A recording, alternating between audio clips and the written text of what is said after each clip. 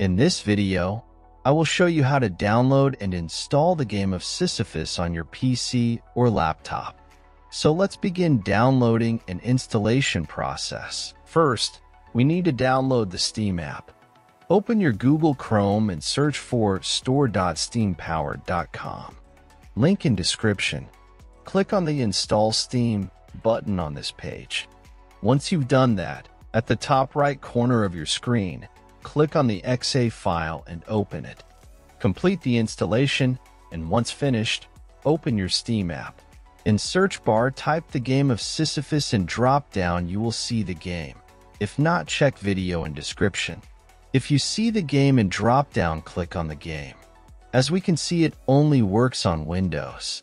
Now click on Add to Cart button beside original game. In new pop-up, click on View My Cart. Now in drop-down menu, you have a few options. You can buy it privately so no data about this game is shown on your Steam profile, or even can gift this game to someone else. Let's leave this selection as it is. Now click on blue Continue to Payment button. In payment methods, select your preferred payment method and proceed. After you're done with payment, next steps I will show with game I already own.